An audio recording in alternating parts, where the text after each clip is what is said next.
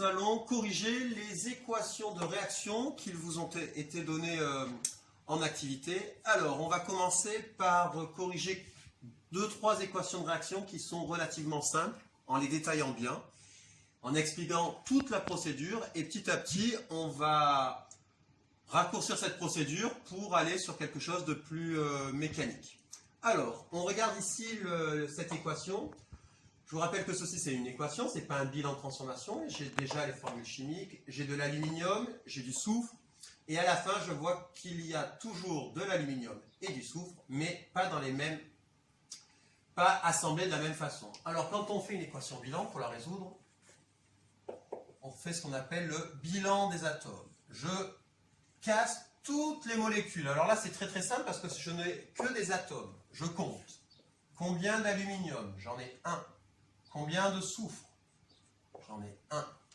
Je fais la même chose au niveau des produits. Je compte combien ai-je d'aluminium. Je casse la molécule et je compte le nombre d'atomes dedans.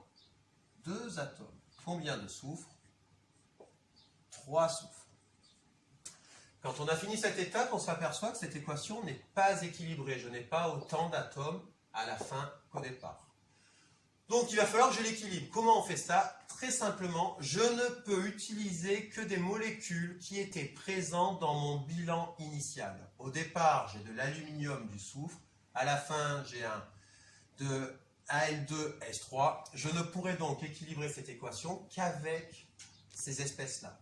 Il me manque de l'aluminium, j'ai de l'aluminium, je vais donc rajouter de l'aluminium. Il m'en fallait 2, 1 plus 1, ça fait 2. Le soufre, 3, j'en avais 3, ici j'en ai qu'un. Je peux rajouter le soufre à l'état de soufre parce que dans l'état initial, on me dit que j'ai que du soufre. Et je rajoute du soufre.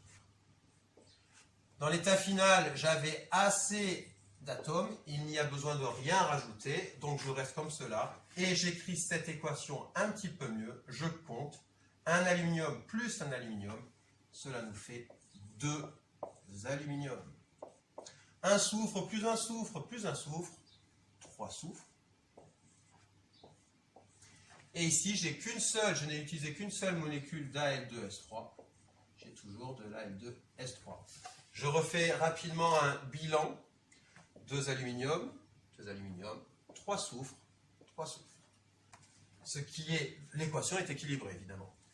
Je vais la réécrire juste au-dessus pour vous montrer vraiment ce qu'il faut obtenir quand on équilibre ces équations de réaction. Voilà, j'ai l'énoncé, j'ai ma solution. Regardez bien la solution, qu'est-ce qui s'est passé? Je n'ai que augmenté le nombre d'espèces qu'il y avait présents au départ ou à l'arrivée. En aucun cas, j'ai réussi à l'équilibrer en rajoutant quelque chose qui n'était pas présent dans ma donnée initiale, en fait. Donc, si je compare ça du français, on va supposer que ce sont des adverbes. Et ce que j'ai mis sous forme de crochet, ça ne peut pas bouger et je n'ai pas le droit de rajouter autre chose. Voilà pour la première équation.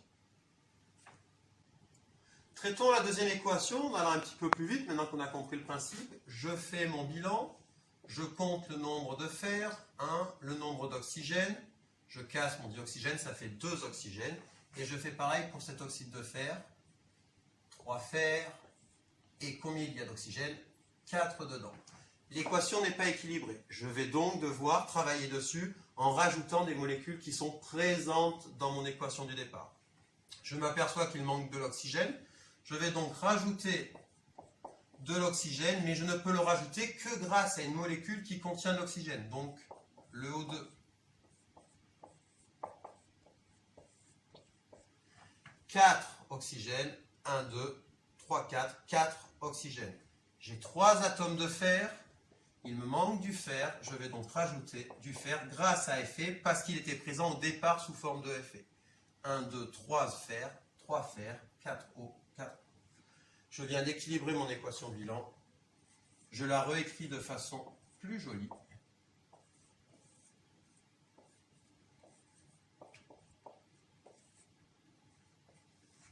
fois-ci, l'équation bilan est équilibrée. Je m'aperçois que mes molécules de départ sont exactement identiques à celles de l'arrivée. Seul le nombre va changer peut-être.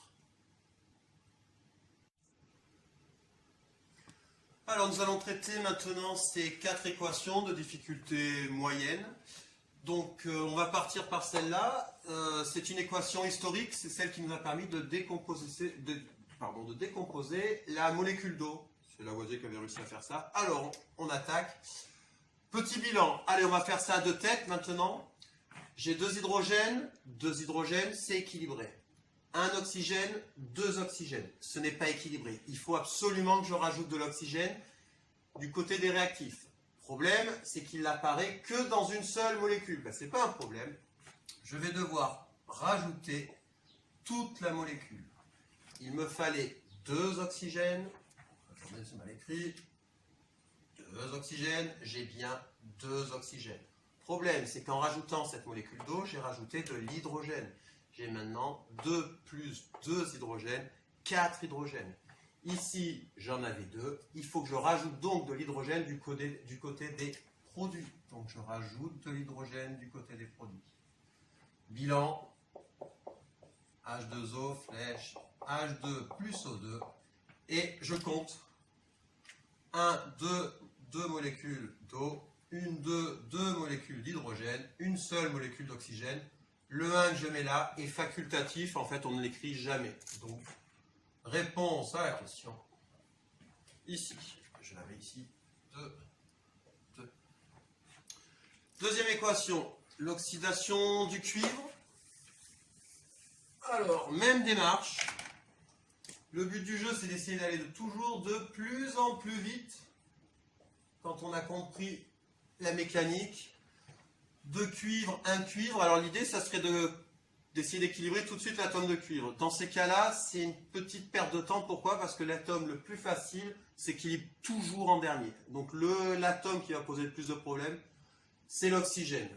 Qu'est-ce qui se passe? 2 atomes d'oxygène ici, un seul là. Je vais donc devoir rajouter toute cette molécule-là. 2, c'est bon. Maintenant le cuivre, j'avais 2 atomes de cuivre, j'en ai rajouté 2, donc j'en ai 4 en tout. Il va falloir que je rajoute 3 cuivres pour en avoir au final 4. Je fais le bilan. 4 Cu plus O2, flèche, 2 Cu, 2 O. Solution 4, 1 et 2. On continue avec l'oxydation du fer. Fe plus O2, flèche, Fe2, O3. Alors on va la traiter de 2 façons différentes, cette équation. Une intuitive et une plus mathématique. Et il faudra arriver à tendre vers ce résultat petit à petit. J'ai 3 oxygènes, 2 oxygènes. Qu'est-ce qu'on va faire? On va rajouter évidemment de l'oxygène là où il en manque. 4 oxygènes, 3 oxygènes. Problème, il m'en manque dans les produits. Donc je vais devoir rajouter de l'oxygène dans les produits. Je rajoute évidemment du fer, mais ça j'y peux rien. 6 oxygènes, 3 plus 3. 4 oxygènes, il va falloir que je rajoute encore de l'oxygène là où il m'en manque, donc dans les réactifs, grâce à la molécule de dioxygène, O2. 3 plus 3, 6, 2 plus 2 plus 2, 6. Mon atome d'oxygène est équilibré entre les produits et les réactifs. Par contre, l'atome de fer ne l'est pas. 2 plus 2, 4. Ici, j'en ai qu'un. Donc je vais devoir rajouter du fer pour en avoir 4 au final. Résultat, Fe plus O2, flèche, Fe2, O3. Je complète, 4 fer, 3 et 2. Hop, j'ai oublié le 3. Voilà. Comment on aurait pu aller encore plus vite pour ce style d'équation? C'est là où je vous dis que si on réfléchit un petit peu, on va pouvoir gagner du temps. Je m'aperçois que l'oxygène ici marche de 2 en 2. L'oxygène ici marche de 3 en 3. Il va falloir que je trouve le multiple commun entre 2 et 3. On s'aperçoit que le nombre commun entre 2 et 3, ça va être 6. 2 fois 3 et 3 fois 2. Donc tout de suite, on pourrait rajouter ici, pour avoir 6 oxygènes, il me faut 3 molécules de dioxygène. Pour avoir 6 oxygènes ici, il me faut 2 molécules d'oxyde de fer. Je n'ai plus qu'à compter le fer. 2 fois 2, j'ai 4 atomes de fer en tout là-dedans. Il m'en faudra donc 4 en tout. Voilà les deux techniques. Les deux sont évidemment justes et bonnes, mais celle-là va beaucoup plus vite. Dernière équation qui est ici. Donc là, c'est sur de l'oxyde d'azote.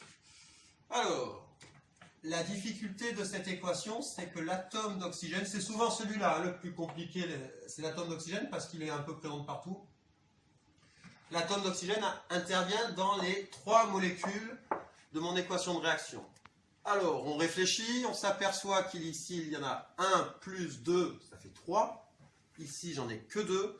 Donc, il va m'en manquer dans les produits. Quoi qu'il arrive, je suis obligé donc d'en rajouter dans les produits. 4 atomes d'oxygène, j'en ai 3. La question, c'est je rajoute quelle molécule? Du dioxygène ou du monoxyde d'azote? On regarde et on s'aperçoit que là, j'ai dû rajouter un N en plus, de l'azote. Quelle molécule va me rajouter de l'azote? Ben, ce n'est pas celle-là, c'est celle-là. Donc, on va partir pour, je vais d'abord essayer de rajouter celle-là. Plus NO. Je fais mon bilan. 1, 2 azote, 1, 2 azote, 4 oxygène, 1, 2, 3, 4. Mon équation est déjà équilibrée. Et je peux marquer directement la réponse. 2NO plus 1O2 égale 2NO2. Voilà la technique pour équilibrer une équation bilan.